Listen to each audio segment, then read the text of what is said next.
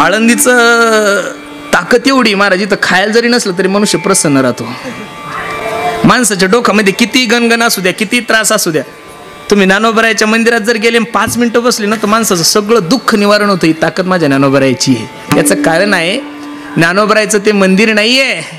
तुम्ही जर बाह्य दृष्टीनं पासाल तर ते तुम्हाला मंदिर दिसल, पण तुम्ही ज्ञानोबरायाच्या दृष्टीनं जर पासाल तर मला वाटतं तुमच्या आणि माझ्या लेकरासाठी ते ज्ञानोबरायाची कुसच आहे महाराज. विठ्ठल विठ्ठल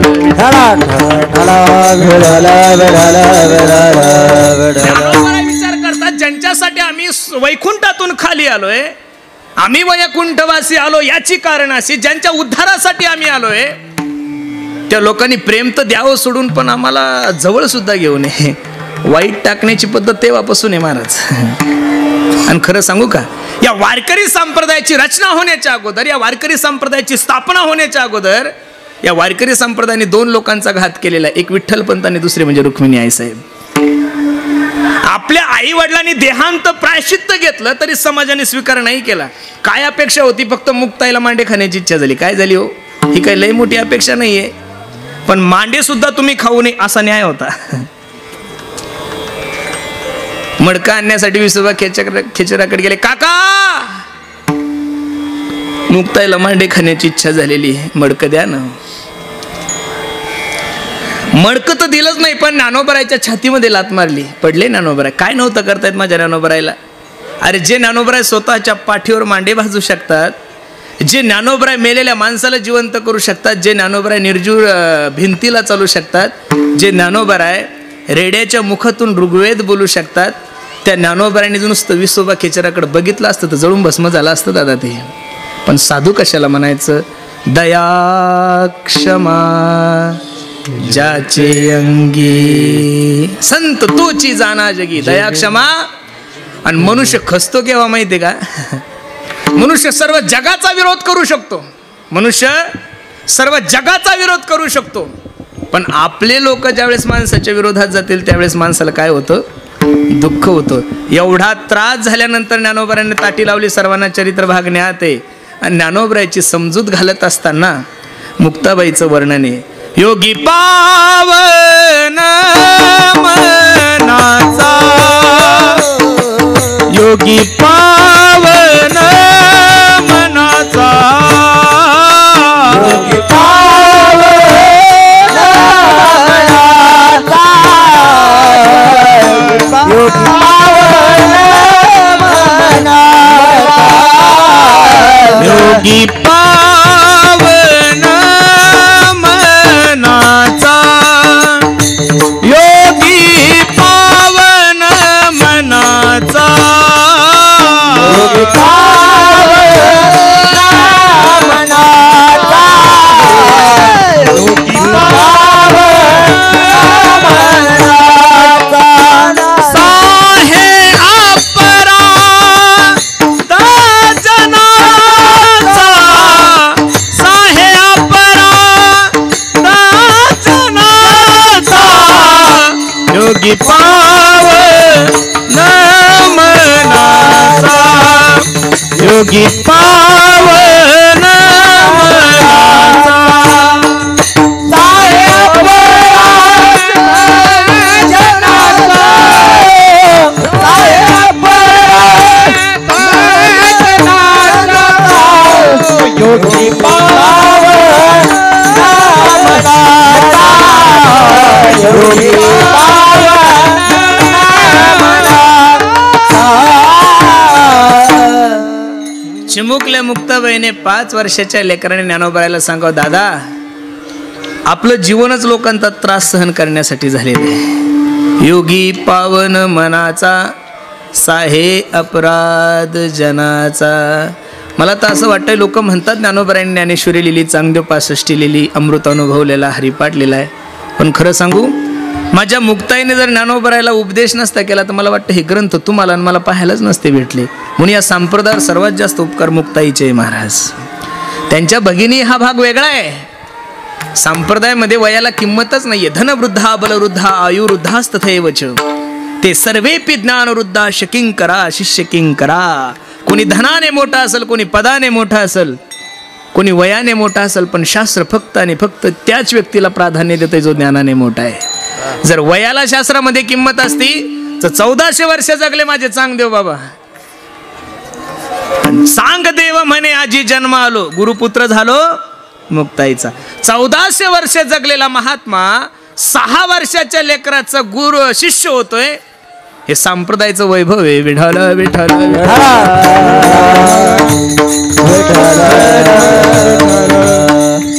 अनेक संकटाला मात देऊन ज्ञानोबरायचं कार्य ज्यावेळेस पूर्ण झालं त्यावेळेस ज्ञानोबराय जगाच्या मालकाकडे गेले. ज्ञानोबराय देवाला सांगता, देवा आता दिसू नये जना. देवा आता बस झालंय, माझं कार्य पूर्ण झालंय. ऐसे करिगा नारायणा नारायणा आता दिसू नये जना. बस साधूचं कार्य संपल्यानंतर साधू जास्त दिवस राहून काय करेल महाराज. मला तर एक विशेष वाटतंय, संप्रदायामध्ये जेवढे काही महात्मे, त्या महात्म्याच्या जीवनाचा जर सर्वे केला तर त्यातला कोणताच महात्मा 100 वर्ष जगलेला नाही महाराज. त्यातला कोणताच महात्मा 100 वर्ष जगलेला नाही. तुकोबरायचं जीवन चरित्र वाचा, 42 ते 45 वर्षाच्या आत तुकोबरायचं जीवन आहे. नाथबाबाचं जीवन पहा. आणि सर्व संतांमध्ये, सर्व महात्म्यामध्ये सर्वात कमी आयुष्य जर कोणाचं असेल तर माझ्या ज्ञानोबरायचं आहे. ज्ञानोबरायचं आयुष्य अवघं 22 वर्षाचं आहे. 16 वर्षातच सर्व कार्य संपवलं होतं, पण भावंडाच्या आग्रहास्तव 2-2 वर्ष वाढले म्हणून 22 वर्ष. 22व्या वर्षी सर्व कार्य संपून या महाराष्ट्राचा निरोप घेतलाय. बस झालं देवा आता दिसू नये जना ऐसे करिगा नारायणा. मी खरं सांगू का, एखादा पुढारी मेल्यानंतर देशाचं काहीच वाटोळं होत नाही महाराज, कारण त्याच्या घरामध्ये दुसरा कोणीतरी तयारच असतो. एखादा उद्योगपती मेल्यानंतर परत या देशाचं काही होत नाही, दुसरा उद्योगपती रेडी असतो. पण देशातला ज्यावेळेस एखादा साधू जाईल, एखादा महात्मा जाईल ना महाराज, तसा महात्मा घडण्यासाठी, तसा साधू घडण्यासाठी 1000 वर्ष लागतात महाराज. आम्ही किती जरी कीर्तन केले, आम्ही किती जरी गायन केलं, आम्ही किती जरी वादन केलं, तर जे एकदा झाले ते परत होणं नाही महाराज. जगन्नाथ अण्णा पवार एकदाच, परत होणे नाही महाराज.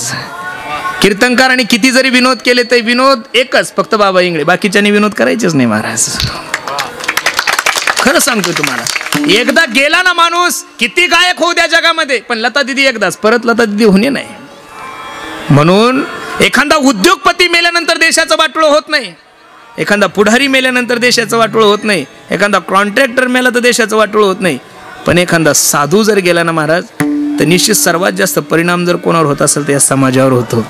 किती तपश्चर्या केल्या म्हणल्या, मी सांगू का तुम्हाला. आता परत भगवान विष्णूंनी ठरवलंय आणि परत पांडुरंगाने ठरवलंय की मला ज्ञानोबराय व्हायचं आणि परत जन्म घ्यायचं. तर मी खरं सांगतो, नारदाच्या गादीहून सांगतो, परत पांडुरंगाने जरी ठरवलं मला ज्ञानोबराय व्हायचं ना, अशी लीला करायची, तर परत आता पांडुरंगाला सुद्धा शक्य होणार नाही. एवढी सुंदर लीला केलेली माझ्या ज्ञानोबरायाने.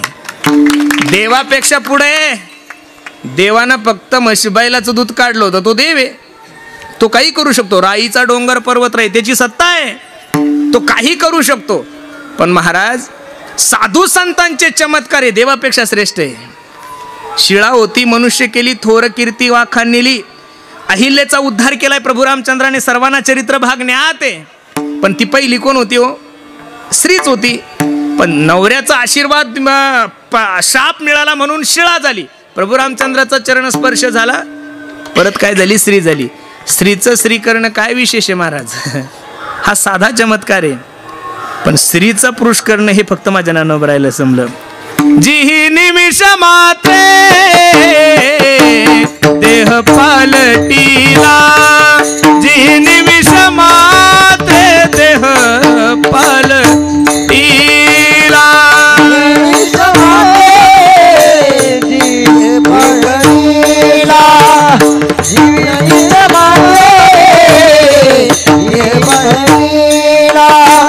जी निमिष मात्रे देह पालटीला,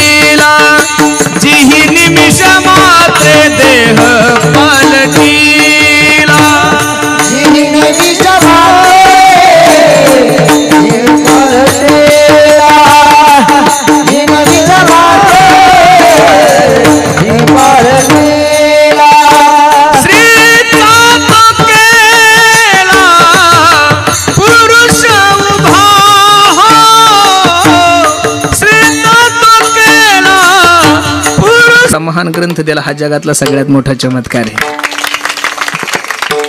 एवढ्या भाषेचं ज्ञान असून सुद्धा मराठीत केली ना महाराज ज्ञानेश्वरी, ती सुद्धा आपल्याला वाचता येत नाही. हे आपलं पांडित्य बरोबर आहे का नाही? मराठीत असून सुद्धा आपल्याला वाचता येत नाही. विठाला विठाला विठाला विठाला विठाला.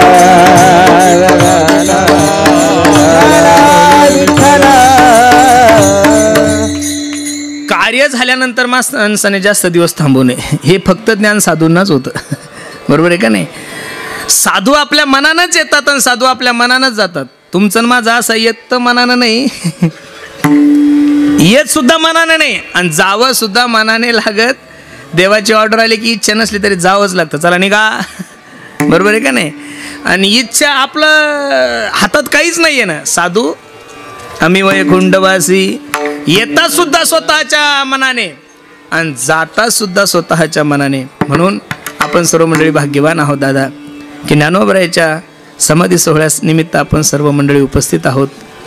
तसं आजचा दिवस हा सर्व साधू संतांसाठी, तुम्हा आणि माझ्या वारकऱ्यांसाठी तसं पाहायला गेलं तर हा दुःखाचाच दिवस आहे महाराज.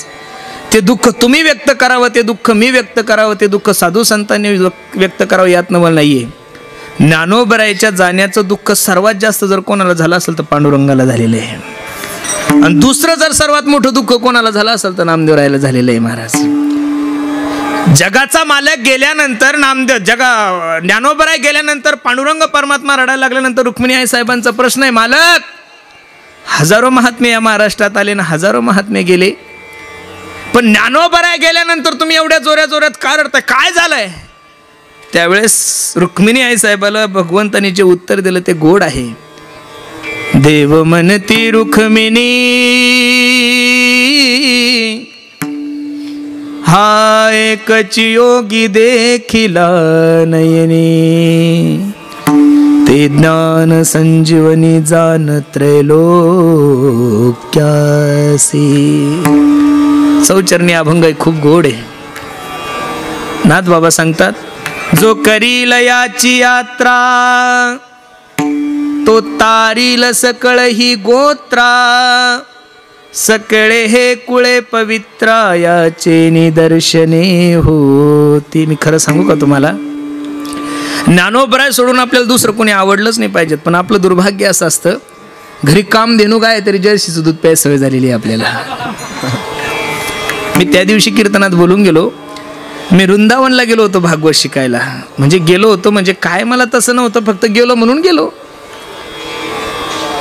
आम्ही ज्या महात्म्याच्या घरी जेवायला जायचो ते रामसुखदासजी यांची एक शाखा होती, त्यांची गीता मंदिर शाखा होती. ते महात्मा खूप कडक होते, एवढे कडक होते की तिथं कोणी जातच नव्हतं प्रवीणांना. आणि आपला लहानपणापासून स्वभाव थोडा चुकीचाच आहे, जिथं कोणी जात नाही तिथं जायची हौस खूप आहे आपल्याला. कोणी म्हणलं नाही करू नको ते करायची पहिल्यापासून हौस जास्त आहे, त्याच्यामुळे हम पहिले से ही बदनाम आहे. म्हणजे आता जेवढा उदट आहे असं नाही, मी गायक असताना सुद्धा तेवढाच उदटपणा करायचो. वादक होतो तेव्हाही तसा होता. स्वभाव हा नैसर्गिक असतो आणि नैसर्गिकतेमध्ये बदल नसतो होत. बरं, मी जर सुधारलो तुम्हाला जे आरी घातला तुम्ही म्हणसाल हे ढोंग करतंय, त्याच्यामुळे जे येते तसं घ्या, जमतं तर घ्या नाही तर सोडून द्या. आणि माणसाने स्वीकार करत असताना गुण दोषासहित केला पाहिजेत, गुणावर प्रेम करूच नाही महाराज. आणि नेमकं तुमचं माझं चुकतंय, आपण गुणावर प्रेम करतो आणि त्याच्याकडून काही चूक घडली की लोक त्याला शिव्या देतात. ज्याचा डीपी असतो त्याची कमेंट पहिली असती. बरोबर आहे का नाही? तर त्या साधू महाराजांच्या मंदिरामध्ये त्या रूम मध्ये कोणी जातच नव्हतं. मी डायरेक्ट गेलो. मग म्हणाव ना, मी आय कम इन सर, मी येऊ का बाबा? डायरेक्ट ते वाचन करत होते. त्या स्वामीजीने माझ्याकडे पाहिल्यानंतर मी थर थर थर थर कापायला लागलो. महात्मा होता, ब्रह्मचारी महात्मा होता. डोळ्यात एवढं तेज होतं की मला पुढेही जाता येईना मागही जाता येईना. मी सरळ असा फिरलो आणि माझा चेहरा त्यांच्या मंदिराकडे गेला. लक्ष देऊन ऐका ना. वृंदावन मध्ये राहणारा महात्मा, सोन्यासारखं मंदिर आहे आणि त्या मंदिरामध्ये 2 फोटो होते. एक तर तुकोबरायचं एकीकडनं होतं आणि ज्ञानोबरायचं एकीकडनं होता. मला थोडं खटकले ती गोष्ट. मी त्या बाबांना म्हणलं, स्वामीजी आप वृंदावन में रहते हो, यहाँ तो सब भक्त भगवान कन्हैया से प्यार करते हैं, राधा रानी से प्यार करते हो, और आपके मंदिर में ज्ञानेश्वर महाराज और तुकाराम महाराज का फोटो क्यों है? त्या साधूने मला जे उत्तर दिलं ते खूप गोड आहे. तो साधू सांगत होता, महाराज जी पंडित जी, हम लोग जब वृंदावन में उदास होते हैं, काय म्हणला तो महात्मा, हम लोग जब वृंदावन में उदास होते हैं तो हम हमारा मन प्रसन्न करने के लिए आलंदी और देहू आते हैं। वाह, म्हणजे वृंदावन मध्ये ज्यांचं मन उदास झालं ते मन प्रसन्न करण्यासाठी जर माझ्या ज्ञानोबराय तुकोबरायकडे येत असेल आणि आपण ज्ञानोबराय सोडून तुकोबराय सोडून जर दुसरीकडे जात असेल तर निश्चित तुकोबरायचं हे प्रमाण आपल्याला लागू पडतंय। परिपाहे बीज शुद्धांगी, काय नाही दिलं ज्ञानोबरायने महाराज। मी नारदाच्या गादीवरून सांगतो, मी दररोज कीर्तनातून सांगतोय, मी एक असा महाराज आहे की मी आतापर्यंत पांडुरंगाला सुद्धा काही मागितलं नाही बरं पंकज, गरजच पडली। तसे का जनार्दनी पाय वंदित से न पाहे आती कुळाचा विचार, न पाहे आती कुळाचा विचार। जनार्दनी पाय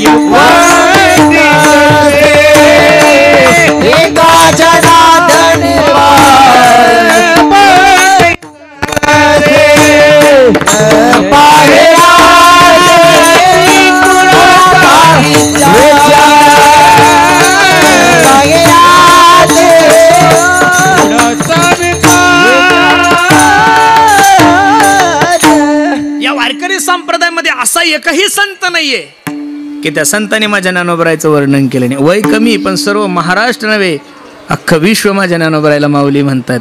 आणि त्या माऊलीच्या समाधी सोहळ्यानिमित्त आपण सर्व मंडळी इथे जमा झालेले आहोत। खरं सांगू, आपण सर्व मंडळी भाग्यवान आहोत की आपण आज अलंकापुरीमध्ये आहोत।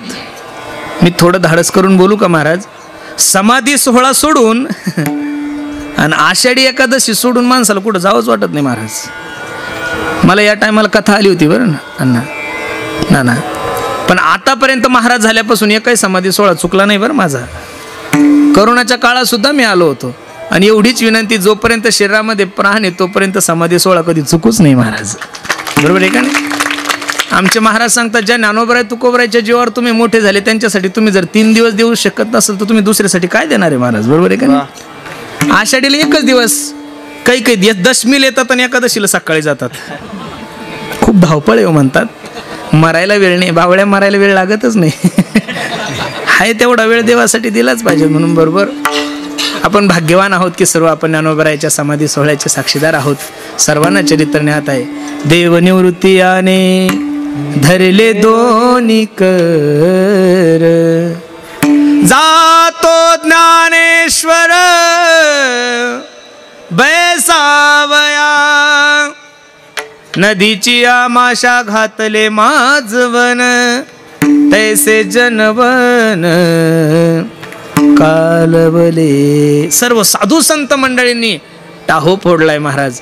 ज्या निवृत्तीनाथांना कधीच दुःख झालं नाहीये, पण ते निवृत्तीनाथ बोलत असताना सांगतात, माय बापे आम्हा त्या गेले जेव्हा, आमची आई आम्हाला सोडून गेली, आमचे वडील आम्हाला सोडून गेले, मायबाप आम्हाला सोडून गेले, तेव्हा सुद्धा एवढं दुःख झालं नाही तेवढं दुःख माझ्या ज्ञानोबरायच्या जाण्याने होते। काय कारण आहे?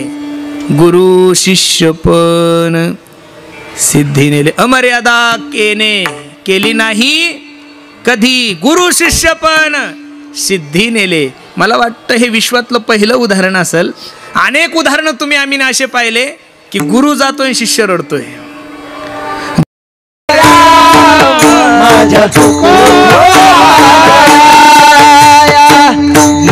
ज्ञानोबराया माझा तुकोबाराया, ज्ञानोबराया माझा तुकोबाराया, ज्ञानोबराया माझा तुकोबाराया, ज्ञानोबराया माझा तुकोबाराया, ज्ञानोबराया माझा तुकोबाराया, ज्ञानोबराया माझा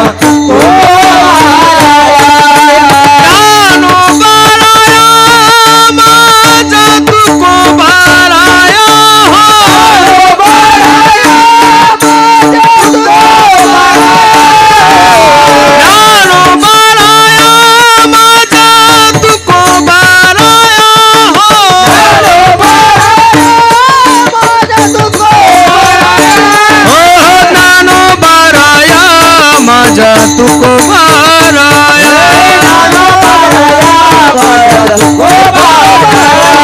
ज्ञानोबाराया माझा तुकोबाराया ज्ञानोबाराया माझा तुकोबाराया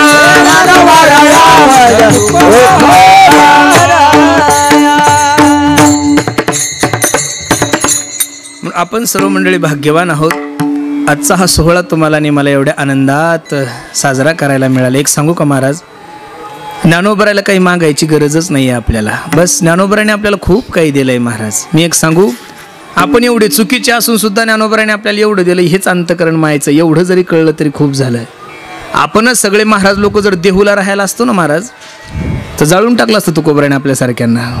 खरंच सांगतो, ती वैराग्याची भूमी आहे. आणि तुकोबरा एक असा महात्मा आहे की तुकोबराने कोणाला मापच केलेलं नाही महाराज. गाढवाला गाढव आणि घोड्याला घोडच म्हणलेले आहे तुकोबरा आहे. तुकोबराचे जेवढे काही अभंग आहे त्या अभंगामध्ये गाढवाला घोडं कधी म्हणलेच नाही, गाढवाला गाढवच. अरे महाराष्ट्राचा राजा छत्रपती शिवाजी महाराज तुकोबराच्या कीर्तनाला बसल्यानंतर तुकोबराचे उद्गार आहे, मुंगे आणि राव आम्हा सारिकाची जीव. पण आपण एवढे अवगुणी असून एवढे वाईट असून सुद्धा आपली आई आपला सांभाळ करते, हेच खरं ज्ञानोबरायचं वैभव आहे. फक्त एक विनंती ज्ञानोबरायला करा, माऊली तुम्ही दिलेलं आम्हाला सर्व काही आहे, काहीच कमी नाही आहे महाराज. ज्याच्या त्याच्या प्रारब्धानं ज्याला त्याला भरपूर काही दिलेलं आहे. काय होतं महाराज, 2002-03 आपल्याला खायला भेटत नव्हतं, चहा प्यायला पैसे नसायचे, गिरीबेळ खायला 3 रुपये नसायचे. आज काय द्यायला पाहिजेत महाराज, प्रत्येकाचे छोटे मोठे घर आहे, प्रत्येकाकडे सगळं दिलेलं आहे ज्ञानोबरायने. फक्त ज्ञानोबरायला एवढंच मागा, माऊली जोपर्यंत या शरीरामध्ये प्राण आहे तोपर्यंत आमच्याकडून असं कोणतंच कार्य करून घेऊ नको की जेणेकरून आमच्या वारकरी संप्रदायाला आमच्यामुळं खाली पायाची वेळ येईल. बस एवढं मागा, बाकी काही मागायची गरजच नाही. बाकी ज्याच्या त्याच्या प्रारब्धान ज्याला त्याला भेटणार आहे त्याच्यामुळे तुम्ही ताण घेऊ नका. म्हणून खूप सुंदर नियोजन आमच्या माऊलींनी केलंय. त्यानिमित्त तुम्हा सर्व मायबापाच्या दर्शनाचा योग माझ्या जीवनामध्ये प्राप्त झालाय. तसं ज्ञानोबरायचा समाधी सोहळा सांगताही येत नाही, सांगूच नाही महाराज, शक्यच होत नाही. मी भरपूर वेळेस ट्राय करून बघितलं पण जमत नाही महाराज. तो प्रसंगच असा आहे की तो प्रसंग ऐकला की माणसाला असं,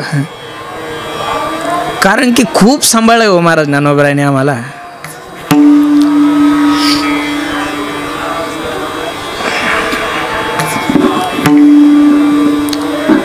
मला नाही वाटत आळंदीत आपण विद्यार्थी अवस्थेमध्ये असताना एखाद्या पोराला कधी आईनं उपाशी ठेवलं नाही झालं महाराज, अजिबात कधीच नाही. काय योग्यता आहे महाराज, काहीच योग्यता नाही, तरी लोक एवढं प्रेम करतात, एवढा जीव लावतात. ही आमची पात्रताच नाही. हे सर्व जर श्रेय कोणाला जात असेल तर ते फक्त माझ्या ज्ञानोबरायला जात आहे महाराज. आई गेल्यानंतर सुद्धा एवढं दुःख होणार नाही महाराज, नाही होऊ शकत. पण ज्ञानोबरायचा हा दिवस म्हणजे जीवनातील सगळ्यात दुःखाचा दिवस आहे महाराज. कितीही प्रयत्न करा तुम्ही, कितीही, आजचा दिवस दुःख नसतं पण माणसाचं मन उदासच असतं. माझ्या मित्रांनी सोपानने मला काल फोन केला, पहिल्यांदा तो गावी गेलाय बरं समाधी सोहळा सुरू झाल्यापासून. स्वामीजींचा पाय मोडलाय म्हणून कथा त्यांना करावं लागली, म्हणून दादा मी ह्या वर्षी जातो म्हणे. पण काल त्याचा गाडीतून मला फोन आला आणि तो रडत होता म्हणे, मी आळंदी सोडून गेलो तर मला असं करमतच नाही म्हणे, डोळ्यातलं पाणीच थांबत नाहीये महाराज. याचं कारण ज्ञानोबरायने सर्व काही दिलंय महाराज. काय किती अनाथ लेकर आहे महाराज इथं. म्हणून तर ज्ञानाबाई माझी अनाथाची माय म्हणलेलं आहे ना. ज्ञानोबरायचे खूप उपकार आहे. म्हणून तर ज्ञानोबरायने एवढे लाड पुरवले, एवढे लाड पुरवले, एवढे लाड पुरवले की आता कशाचीच अपेक्षा नाही राहिली. फक्त ज्ञानोबरायला एवढी विनंती करू आपण, सर्वांच्या मतीने करू, ज्ञानोबराया मी मगाशी बोललो आताही बोललो, असं कोणतंच कार्य आमच्या हातातून होऊ देऊ नका की जेणेकरून संप्रदायाला काही कलंक लागल, आमच्यामुळं संप्रदायाचं नाव खराब होईल. थोडाफार विचित्रपणा तर हा स्वभावाचाच असतो महाराज, बरोबर आहे का नाही. पण एक सांगू तुम्हाला, एखादा वाईट माणूस चुकला त्याचा परिणाम समाजावर होत नाही, पण एखादा चांगला माणूस ज्यावेळेस चुकतो त्याचा सगळ्यात मोठा परिणाम जर कोणावर होत असेल तर या समाजावर होतोय. म्हणून आपण ज्ञानोबराय तुकोबरायची विनंती करा. निश्चित ज्ञानोबराय तुमच्या आणि माझ्याकडून सर्व काही दिलंय माझ्या ज्ञानोबराय तुकोबरायने आपल्याला, फक्त ते आपल्याला कळत नाही, हे दुर्भाग्य आहे आपल्या जीवनातलं. मी तर सांगतो, ज्ञानोबराय सोडून तुम्ही दुसऱ्याला कोणाला साधूच म्हणू नका महाराज. गायन जरी शिकायचं असलं तर दुसऱ्या देवतेची आराधना नका करू तुम्ही. ज्ञानोबरायकडेच जा, कारण की या विश्वातले पहिले संगीत विशारद जर कोण असेल तर माझे ज्ञानोबराय आहे. कारण की जनी म्हणे ज्ञानदेवा बोला, नामदेवरायच्या कीर्तनामध्ये ज्या महात्म्याला पहिली मानाची चाल असेल त्या महात्मा तुम्हाला गायन देणार नाही का? काही देऊ शकतो, फक्त ज्ञानोबरायकडे जा. आणि माय आहे ती तुका म्हणे माझे तुम्हा संतावरी. अरे जगद्गुरु तुकोबराय सारख्या महात्म्याने जर ज्ञानोबरायदिक साधू संतांवर आपल्या संसाराचं ओझं टाकलं असेल तर आपण जर टाकलं तर निश्चित माझे ज्ञानोबराय तुम्हाला या संसार रूपी समुद्रात. मैं संतन को दास संत मेरे मुकुट मनी. मी संतांचा दास आहे आणि संत माझे मुकुटमणी आहे. म्हणून साधूचा उत्सव केल्यानंतर माझ्या देवाला जेवढं बरं वाटतं तेवढं कोणालाच बरं वाटत नाही. प्रमाण आहे महाराजांचं खूप गोड आहे. देव सारावे परते पूजा करत असेल, भगवंताला नैवेद्य दाखवत असेल आणि एखादा महात्मा एखादा साधू जर तुमच्या दरबारात आला असेल तर शास्त्र असं सांगते, देवाची पूजा बाजूला ठेवा, त्या साधूची सेवा करा. देव सारावे परते संत पूजावे आरते. आपण सर्व मंडळी भाग्यवान आहोत की ज्ञानोबरायचा समाधी सोहळा तुम्हाला आणि मला एवढ्या आनंदात साजरा करायला मिळतो.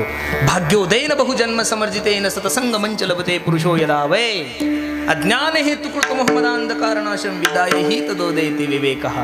काहीतरी पूर्वजन्मीचं पुण्य असल्याशिवाय माणसाला या गोष्टी काही जीवनामध्ये प्राप्त होत नाही. तुका म्हणे होता ठेवा तो या भावा सापडाला. बहुत सुकृताची जोडी म्हणून विठ्ठली आवडी. ज्ञानोबरायसारख्या एका साधूचा सोहळा तुमच्याने माझ्या जीवनामध्ये साजरा होतोय. आपण खरोखर भाग्यवान मंडळी आहोत. एक सांगू तुम्हाला, पांडुरंग परमात्मा तुकोबरायला सांगतात की आषाढी कार्तिकी विसरू नका मज आणि सांगत असे गुज. ज्यांना ज्ञानोबरायच्या ठिकाणी काही दिवस सहवास केलेला आहे, ज्ञानोबरायची मधुकरी खाल्लेली आहे, इंद्रायणीचं स्नान केलेलं आहे आणि 2, 4, 5 वर्ष जो आळंदीत राहिला ना महाराज, त्याला तुम्ही काही द्या, त्याला समाधी सोहळा सोडून गावाकडे करमतच नाही महाराज. करमल कसं महाराज? मी तर नेहमी कीर्तनातून सांगतो, आमच्या मायबापांनी आम्हाला फक्त जन्माला घातलेलं आहे, त्यांचं कर्तव्य आहे ते. आमच्या मायबापांनी आम्हाला जन्माला घातलंय, पण आम्हाला नावारूपाला जर कोणत्या आईनं आणलं असेल तर ती माझी ज्ञानाबाई महाराज.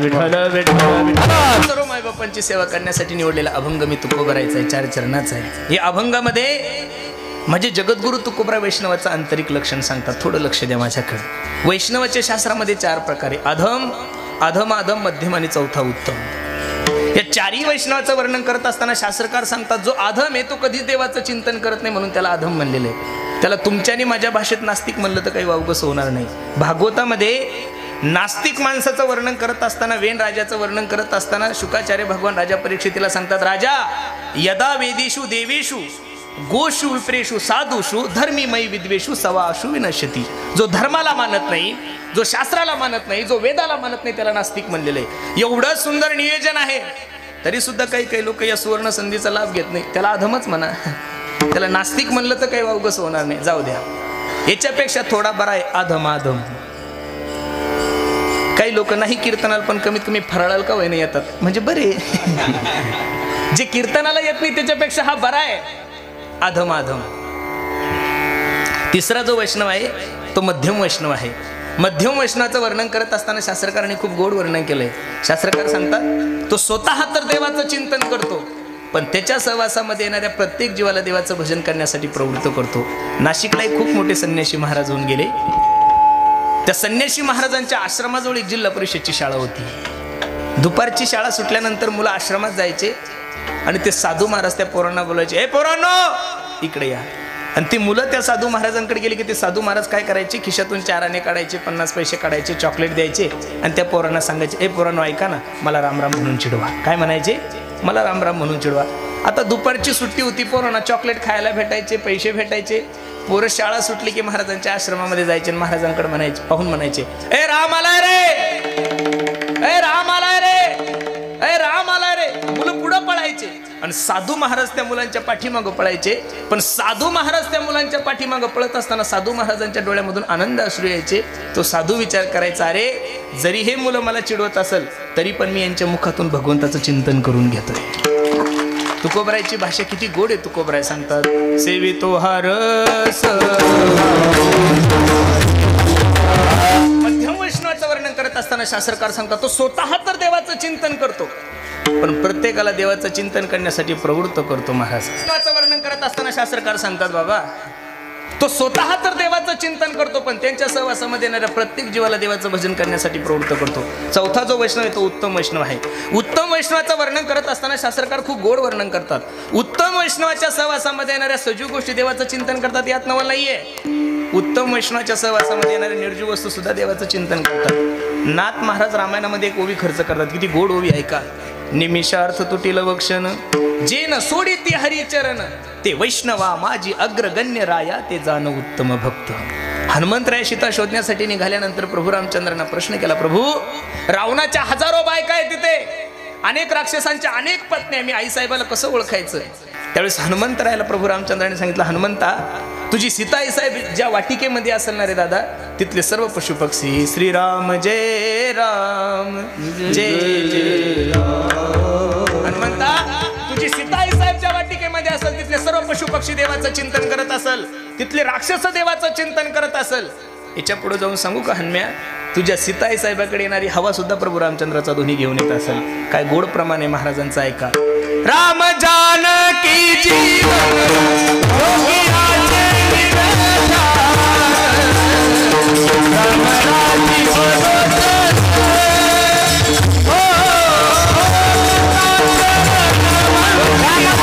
येणाऱ्या सजीव गोष्टी देवाचं चिंतन करतात, यात नवल नाहीये.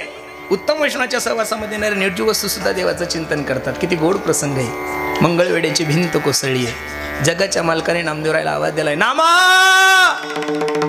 धावत पळत नामदेव राहिले, काय झालं पांडुरंगा एवढ्या जोराने ओरडायला. काही नाही रे नामा, मंगळवेड्याची भिंत कोसळली, माझा चोखोबराय मरण पावला, जा त्याची अस्थी घेऊन ये. नामदेवरायने जगाच्या मालकासमोर हात जोडले आणि पांडुरंगाला सांगितलं, पांडुरंगा असंख्य लोक मेलेले, त्या भीतीखाली दडून मी चोखोबरायची अस्थी कशी ओळखायची. हे वाक्य ज्यावेळेस पांडुरंगाने ऐकल्यानंतर पांडुरंगाच्या डोळ्याला धारा लागल्या. नामा अस्थी उचल आणि कानाला लाव, ज्या अस्थीमधून श्री विठ्ठल ध्वनी येईल ती माझ्या चोखोबरायची अस्थी आहे. कीर्तन ऐकताय महाराज आपण, अनेक कीर्तनकार गिळून घेतले आपण. मेल्यानंतर ज्या लोकांच्या हाडातून विठ्ठल विठ्ठल ध्वनी येत असेल, त्या लोकांनी जिवंतपणे किती भजन केलं हे फक्त कीर्तनात ऐका. आपण प्रॅक्टिकली करून पाहू नका, हे आपल्या बापाकडून शक्य नाहीये. कारण कीर्तनात बसल्या बसल्या आपले तोंड विठ्ठल विठ्ठल म्हणत नाही, हाडं कधी म्हणतील महाराज. ते साधू संतांनी करू जाणे. म्हणून 4 प्रकारचे वैष्णव मी तुमच्या समोर ठेवले. अधम आधम मध्यम आणि चौथा उत्तम. वैष्णवाचे 2 लक्षण, एक बाह्य लक्षण आणि दुसरं आंतरिक लक्षण आहे. बाह्य लक्षणाचं वर्णन करत असताना महाराज खूप गोड वर्णन करतात. तुळसी माळ गळा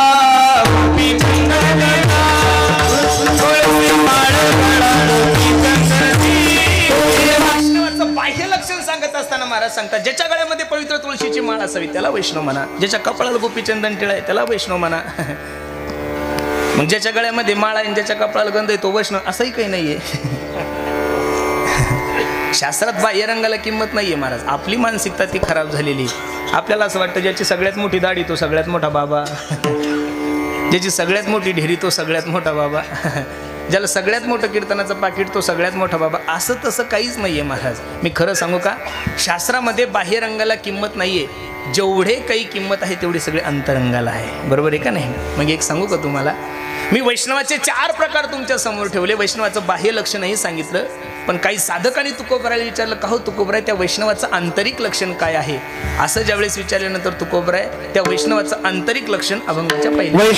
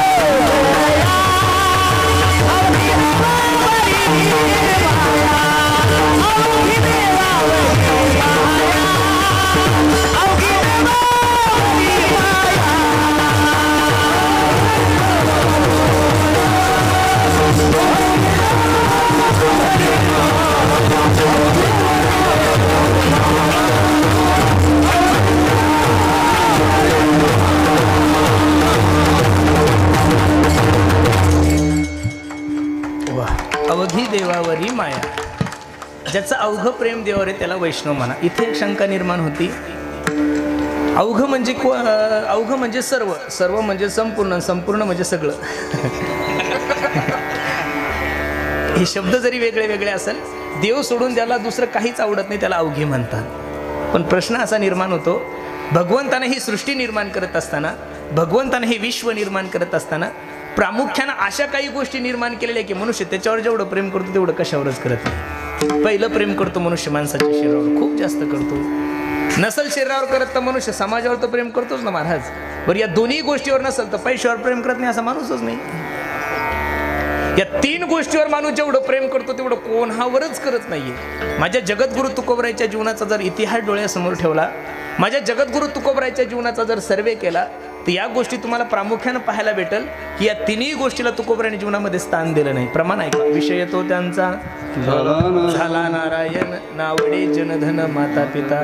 जनधन नाही, मातेचाही त्याग केला आणि पित्याचाही त्याग केला. मग महाराज असं कसं म्हणता तुम्ही? ज्या आईने प्रभू रामचंद्रापासून भरताला वेगळं केलं, मेले भरत पण काही केलं परत माय नाही म्हणले महाराज. प्रल्हादे जनक बिभीषण बंधू, राज्य माता निंदू भरते केली. सर्वांचे प्रमाण पाठ आहे. पहिलं प्रेम करतो माणूस माणसाच्या शिरावर. किती प्रेम करतो बाबा बाबा बाबा बाबा. बसलेल्या कोणत्याच माणसाला म्हातारं म्हणलेलं आवडत नाही. जगात असा कोणता माणूस आहे त्याला आपले केस पांढरे झालेले आवडतं का? अजिबात नाही. खूप जास्त प्रेम करतोय माणूस. ठीक आहे, नसल शरीरावर प्रेम तर समाजावर तर प्रेम करतोच ना महाराज माणूस. अब्जावधी रुपयाची प्रॉपर्टी काही लोकांकडे 100 हजार पिढ्या बसून खातील, तरी सुद्धा ते लोक राजकारणामध्ये येतात, पॉलिटिक्समध्ये येतात. त्याचं कारण लोकांना पैशानं समाधान नाही. लोकांना असं वाटतं लोकांनी मला मानलं पाहिजेत, माझा उदो झालं पाहिजे, माझं नाव झालं पाहिजेत, मला हे झालं पाहिजेत, मला ते झालं पाहिजे, ही अपेक्षा आहे. पण परमार्थ करणाऱ्या साधकाला, परमार्थ करणाऱ्या जिज्ञासूला तुकोबाने 400 वर्षापूर्वीच मार्गदर्शन करून ठेवले. काळ सारावा चिंतने, एकांतवाशी गंगा स्नाने, देवाच्या पूजने प्रदक्षिणा तुळशी. तुका म्हणे आम्हा एकांताचा वास, ब्रह्मी ब्रह्मरस मला ऐका तुकोबरायचं. तुका म्हणे आता ऐका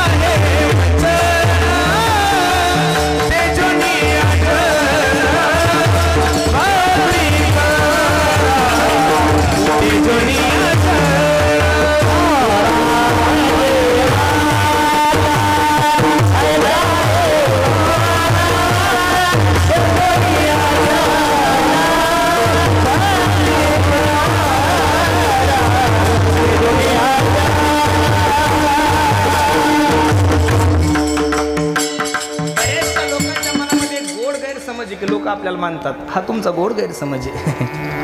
अरे हा समज ज्ञानोबराय तुकोबरायचा झाला नाही तर आपल्यासारख्या धोत्रावाल्याने अपेक्षाच काय करायची लोक आपल्यावर प्रेम करतील म्हणून? अजिबात नाही. तुम्ही कसंही वागा लोक तुम्हाला नाव ठेवणार आहे. बरोबर आहे का नाही? कर्तुम अन्यथा कर्तुम, जगाचा मालक ज्या माय माऊलीचा नवरा होता त्या माय माऊलीचं नाव आहे सीता. विदेही जनक जिचा बाप आहे तिचं नाव आहे सीता. दशरथासारखा प्रेमळ जिचा सासरा आहे तिचं नाव आहे सीता. त्या सीतेला जर समाजाने सोडलं नाही तर आपल्यासारख्या लोकांनी अपेक्षा तरी काय करायची लोक आपल्यावर प्रेम करतील? आणि लोक कोणावरच प्रेम करू शकत नाही. म्हणून खरं सांगू, तेजोनिया जन भक्ती करा. ठीक आहे महाराज, समाजाचा त्याग ठीक आहे, शरीराचा त्याग ठीक आहे, पण धनाचाही त्याग माझ्या तुकोबरायांनी केला. या महाराष्ट्राचे हिंदवी स्वराज्याचे संस्थापक छत्रपती शिवाजी महाराज तुकोबरायकडे नजराणा म्हणून गेले. सर्वांचे प्रमाण पाटील. सोने रुपये आमा माणिक पाषाण, आम्ही तेने सुखी म्हणा विठ्ठल विठ्ठल मुखी, तुमचे ए रवित्त धन ते मज कंठी मिरवा तुळशी व्रत करा एकादशी, म्हणवा हरीचे दास तुका म्हणे मज हे आस. इथेही एक प्रश्न निर्माण होतो, मग महाराज तुकोबरायसारख्या महात्म्याने जर धनाचा त्याग केला तर तुम्ही का स्वीकार करता? बरोबर आहे का नाही? पण हे जरी प्रमाण खरं असलं तरी तुकोबरायचं दुसरंही प्रमाण आहे. धनवंता लागी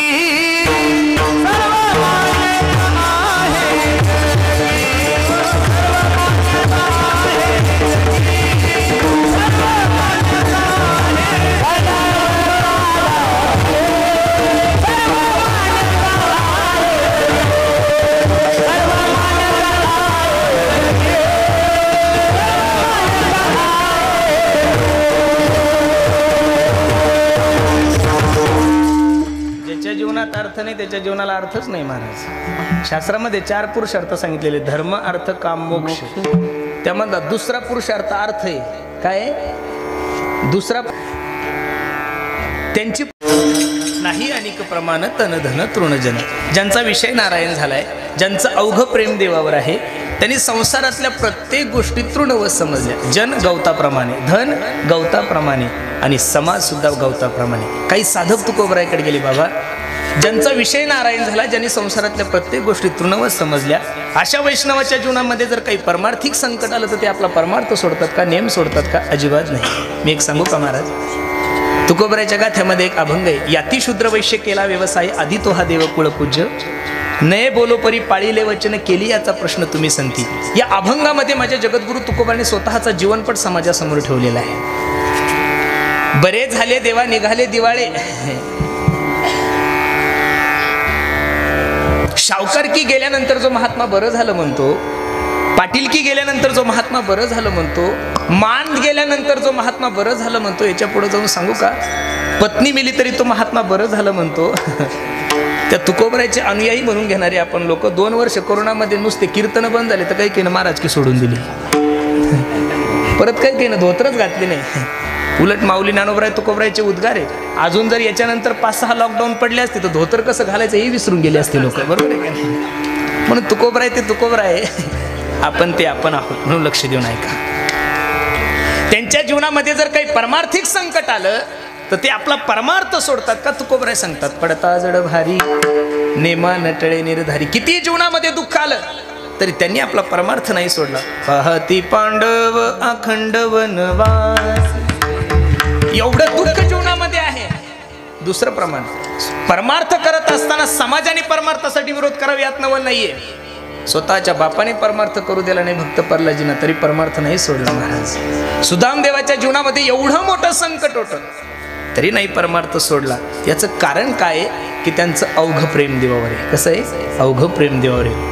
आणि ज्यांचं अवघ प्रेम देवावर आहे, संसारातल्या प्रत्येक गोष्टी ज्यांनी तृणवत समजलेल्या आहे, ज्यांच्या जीवनामध्ये किती जरी मोठं संकट आलं तरी ते आपला परमार्थ सोडत नाही, असा वैष्णव कोणत्याही जातीकुळामध्ये जन्माले व जगाचा मालक त्यांच्या जातीकुळाचा विचार करत नाही. अभंगाचं शेवटचं चिन्ह तुका म्हणया, तुका म्हणया, तुका म्हणया.